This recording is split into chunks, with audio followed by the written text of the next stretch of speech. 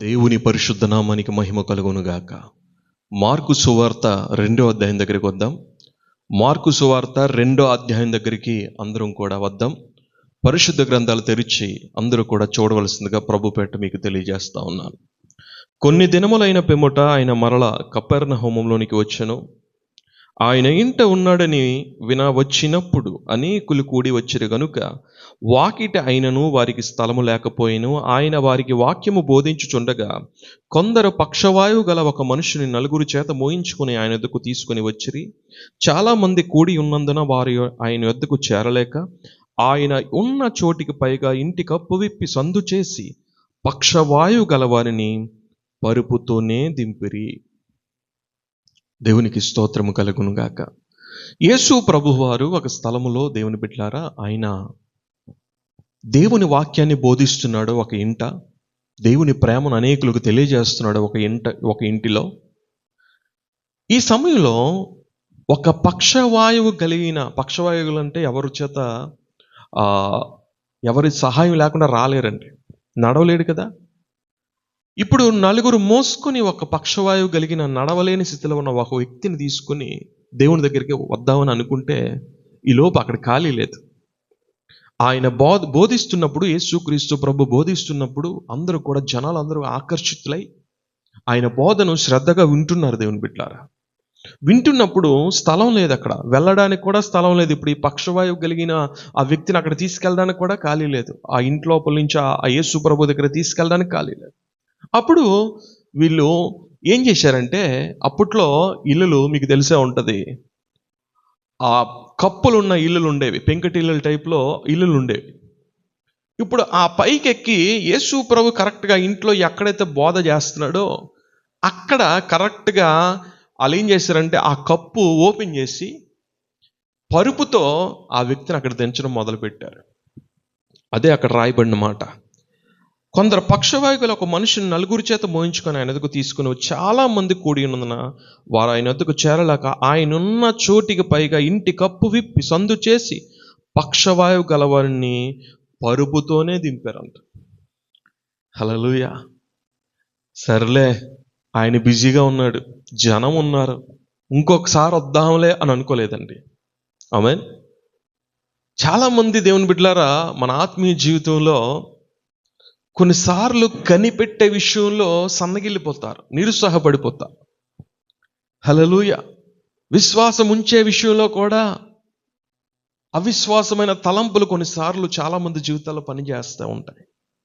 ఇక్కడ ఈ మనుషులు అవకాశం లేదు కదా వెళ్ళడానికి అని వెళ్ళిపోలేదు, కానీ మనసుంటే మార్గం ఉంటుంది అంటారు చూసారా, అలాగా వెళ్ళిపోవడానికి ప్రయత్నం చేయలేదు. కానీ ఆ ఇంటి పైకెక్కి ఆ కప్పు ఓపెన్ చేసి, ఇంటి కప్పు ఓపెన్ చేసి పరుపుతోనే దించారంట. వెంటనే అందుకే యేసయ్య స్పందించే విధానం మీరు గమనించినట్లయితే అదే అధ్యాయంలో, మార్కు సువార్త 2వ అధ్యాయంలో 5వ వచనాన్ని మనం చదవగలిగితే, యేసు వారి విశ్వాసం చూసి, కుమారుడా, నీ పాపములు క్షమించబడి ఉన్నవని పక్షవాయువు గలవానితో చెప్పాడు. దేవునికి స్తోత్రం కలుగును గాక. హల్లెలూయా. మనం గమనించాలి, యేసు వారి విశ్వాసాన్ని చూసి ఆయన ఏం పడ్డాడంట, యేసు వారి విశ్వాసం చూసి, కుమారుడా, ఏమని పిలిచాడంటే నా దేవుడు కుమారుడా అని పిలిచాడు. దేవుని బిడ్డలారా, ఒక పక్షవాయువు కలిగిన ఆ వ్యక్తిని దేవుడు పిలిచిన మొదటి మాట, కుమారుడా, నీ పాపాలు క్షమించబడ్డాయి. చాలామంది అనుకోవచ్చు, అదేంటండి, అక్కడ ఉన్న వాళ్ళు కూడా, అదేంటండి ఈయన పాపాలు క్షమించబడతాయి అంటాడేంటి, నడవలేని స్థితిలో కదా యేసు ప్రభు దగ్గరికి వచ్చాడు ఆ పక్షవాయువు కలిగిన వాడు, స్వస్థపరచాలి కానీ పాపాలు క్షమిస్తాను అంటాడేంటి అని అంటే, దయచేసి గమనించాలి అందరూ కూడా, యేసు ప్రభు దగ్గరికి వచ్చిన వారు, దేవుని బిడ్డలారా, ఆయన నిజమైన దేవుడని నీ నోటితో ఒప్పుకొని నీ విశ్వాస సహితమైన మాటల ద్వారా ఆయన ముందు నువ్వు కనిపెట్టినప్పుడు, దేవుడిని మొదట నీ పాపాలు తొలగించినప్పుడే స్వస్థత నీకు శీఘ్రంగా లభిస్తుంది. దేవునికి స్తోత్రం కలుగును గాక. ఎందుకనంటే మనుష్య కుమారునికి మాత్రమే భూమి మీద పాపాలు క్షమించే అధికారం ఉందని దేవుని వాక్యం చెప్తా ఉంది. హల్లెలూయా. ఆ పై మాటలు కూడా మనం చదివితే, దేవుని బిడ్డలారా, 10వ వచనంలో, అయితే పాపములు క్షమించుటకు భూమి మీద మనుష్య కుమారునికి అధికారము కలదని మీరు తెలుసుకొనవలనని వారితో చెప్పి. హల్లెలూయా. ఒక వ్యక్తికి ఎలాంటి ఆశీర్వాదం కావాలన్నా, స్వస్థత కావాలన్నా, మేలు కావాలన్నా, ఆర్థికంగా ఎదగాలన్నా, లేకపోతే ఎలాంటి ఆశీర్వాదం కావాలన్న దేవుని బిడ్డలారా, మొదట నీ పాపాలు దేవుని సన్నిధిలో ఒప్పుకోవాలి. ఆయనకి నీకు అడ్డుగా ఉన్నవన్నీ కూడా యేసు నామములో మొదట తొలగిపోయినప్పుడు నీకు స్వస్థత అయిన, ఆశీర్వాదమైన మరి ఏదైనప్పటికీ కూడా నీవు అడిగినవన్నీ కూడా ఆశీర్వాదాలన్నీ కూడా దేవుడు ఇచ్చుటకు సిద్ధమైన మనస్సు కలిగిన వాడు. ఇప్పుడు మొదట దేవుడు ఏం చెప్తున్నాడంటే, కుమారుడా నీ పాపాలు క్షమించబడ్డాయి. అది కాదు. ఆయన నడవలేకపోతున్నాడు, స్వస్థపరచు ముందు అని అంటే అలాగ ఆయన చేయడుగా. ఆయనకు నీకు, ఎందుకంటే ఆయన పరిశుద్ధుడైన దేవుడు, పరలోకం నుంచి దిగి వచ్చిన దేవుడు, పవిత్రత కలిగిన దేవుడు, పవిత్రతను తన బిడ్డల్లో కోరుకుంటున్న దేవుడు గనుక ఆయన మొదట ఏమన్నాడంటే, కుమారుడా, ఎందుకనంటే మొదట మనుష్య కుమారుడి చేత పాపాలు క్షమించబడితేనే తప్ప ఆ వ్యక్తికి స్వస్థత రాదు. అక్కడ భూమి మీద మనుష్య కుమారుడికి అధికారం ఇవ్వబడింది, దేవుని కుమారుడికి, అద్వితీయ కుమారుడికి అధికారం ఇవ్వబడింది. కనుకనే కుమారుడా నీ పాపాలు క్షమించబడ్డాయి. ఎవరైనా దేవుని దగ్గరికి వచ్చినప్పుడు మొదట నీ పాపాలు ఒప్పుకో, ఆయన నిజమైన దేవుడని ఒప్పుకో, ఆయన నిజమైన క్రీస్తు అని, దేవుని కుమారుడని, యేసు ప్రభు నిజమైన మార్గం, సత్యం, జీవం ఆయనే అని చెప్పి నీ నోటితో ఒప్పుకున్నప్పుడే నీకు రక్షణ భాగ్యం దొరుకుతుంది. దేవునికి స్తోత్రం. హల్లెలూయా. నీ ఒప్పుకున్నప్పుడు నీ పాపాలు తుడిచిపెట్టే దేవుడు సిద్ధ మనసు కలిగిన వాడు, నిన్ను క్షమించడానికి సిద్ధ మనసు కలిగిన వాడు, నిన్ను ప్రేమించడానికి సిద్ధ మనసు కలిగిన వాడు, నిన్ను తన బిడ్డగా మార్చుకోవడానికి సిద్ధ మనసు కలిగిన వాడు, నిన్ను తన రాజ్యానికి తీసుకెళ్ళిపోవడానికి సిద్ధ మనసు కలిగిన వాడు.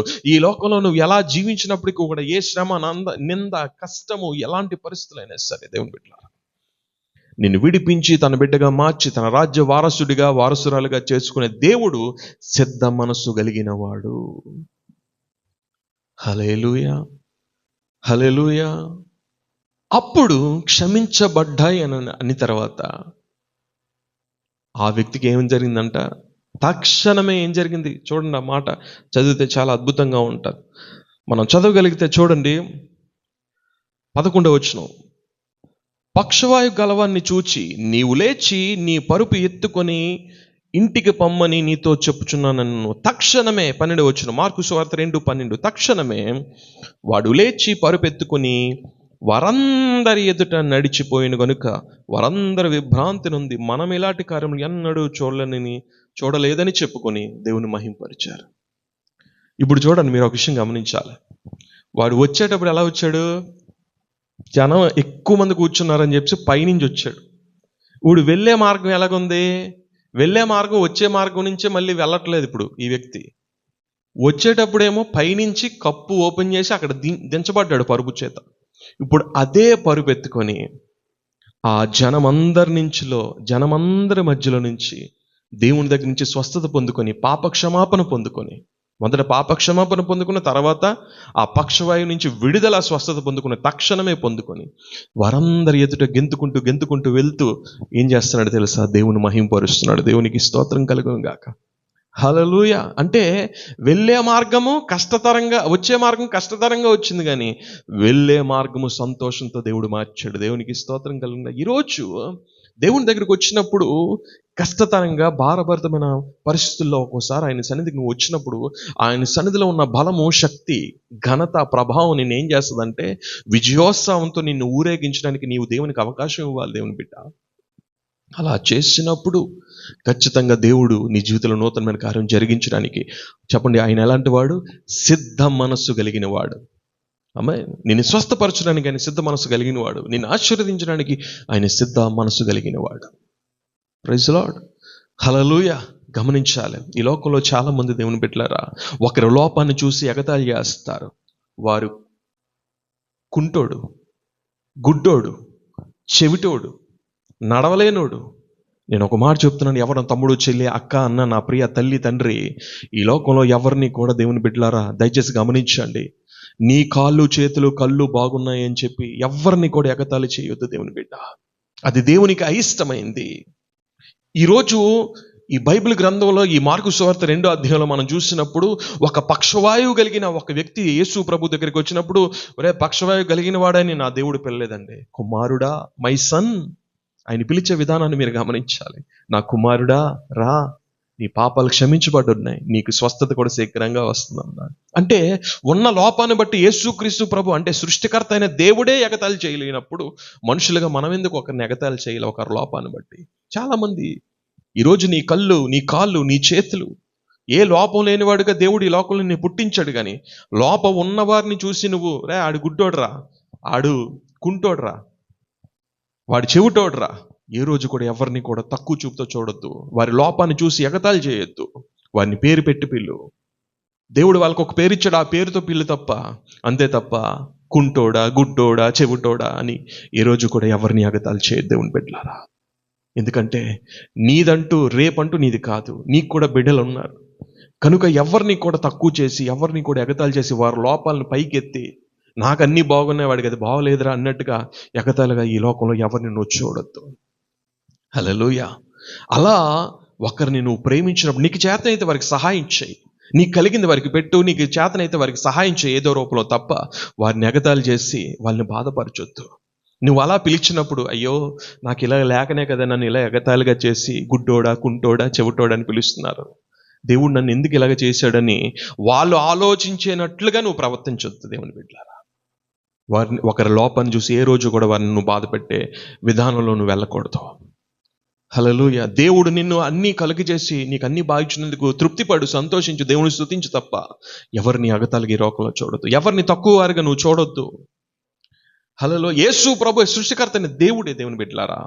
మనం చూసినప్పుడు నా కుమారుడని పిలిచాడు పక్షవాయువు లేని ఆ వ్యక్తిని, అంతే తప్ప రే పక్షవాయువు కలిగిన వాడా, రే కాలు లేనోడా, రే కుంటోడా వచ్చావా అన్నట్టుగా ఆయన చూడలేదు. ఎందుకంటే ఆయన ప్రేమించే దేవుడు, ఆయన స్వస్థపరిచే దేవుడు, ఆయన క్షమించే దేవుడు. ఈరోజు నీ పరిస్థితి ఏదైనప్పటికీ, నష్టమైన, కష్టమైన, చింత, వేదన, కన్నీరు, ఏ పరిస్థితుల్లో నువ్వు ఆదరణ లేక ఉన్నా సరే, నా దేవుడు ఈరోజు నీకు ఆదరణ ఇచ్చడానికి సిద్ధ మనస్సు కలిగిన వాడు.